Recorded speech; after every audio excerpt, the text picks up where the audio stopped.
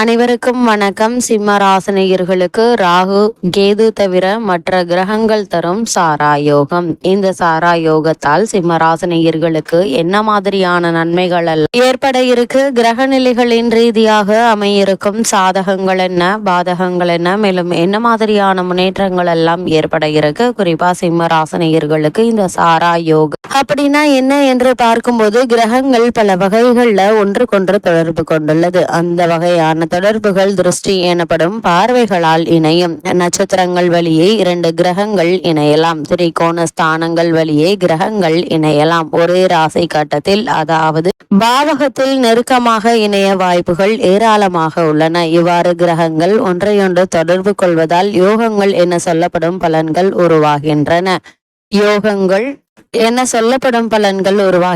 யோகங்கள் யாவும் கூட இருக்கின்ற ராசி அடிப்படையில் முழு பலன்களையோ குறைவான பலன்களையோ கொடுப்பதற்கு வாய்ப்புகள் உண்டு. சுபகிரக பார்வையின் தன்மையில் அதிகமாகலாம். சுபகிரகம் எதிர்த்தன்மையாக இருக்கும் போது, அதாவது 6ஆம் அதிபதியாகவோ அல்லது பாதக அதிபதியாகவோ இருக்கும் போது தரக்கூடிய பலன்களை சுபகிரகங்களை குறைப்பதற்கு வாய்ப்புகள் உண்டு என்பது அனுபவத்தில் உணரலாங்க. ஆகவே எல்லா யோகங்களும் எல்லோருக்கும் ஒரே மாதிரி தருவதில்லை என்பதை நிதர்சனம். யோகங்கள் முறையில் சாரா யோகத்தை பற்றி அறியலாம். இந்த சாரா யோகம் அப்படின்னா என்ன என்று பார்க்கும்போது, ராகு கேது எனும் சாயா கிரகங்களை தவிர மற்ற கிரகங்களான சூரியன், சந்திரன், செவ்வாய், புதன், குரு, சுக்கிரன் மற்றும் சனி ஆகிய தொடர்ச்சியாக லக்னம் முதல் 4ஆம் பாவம் வரை தொடர்ச்சியாக அமையப்பெறும் யோகம் சாரா யோகம் என்று சொல்லப்படுகிறது. இங்கே சாரம் என்பது தொடர்ச்சியாக தாக்குதல் என்று பொருள்படுகிறது. சாரம் என்பதற்கு ஒன்றுக்கொன்று தொடர்பு கொள்ளுதல் என்று பொருளாகும். இந்த யோகத்தால் என்ன மாதிரியான நன்மைகள் எல்லாம் கிடைக்கும் என்று பார்க்கும்போது, தலைமை பதவியை வகிக்கும் அமைப்பை ஏற்படுத்தும். உயர் பதவிகள் யாவும் இவர்களை எளிதாக வந்தடையும் அமைப்பை பெற்றவர்களாக இருப்பார்கள். 4 பாகவத்திற்குள் எல்லா கிரகங்களும்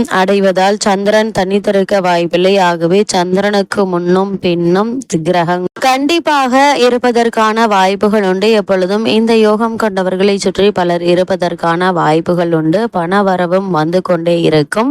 இவர்களுக்கு பொன் பொருள் சேர்க்கை, நிலம், வீடு, வாகனம் போன்றவை எளிதாக சேரும். லட்சுமி கடாட்சம் பெற்றவர்களாக இருப்பார்கள்.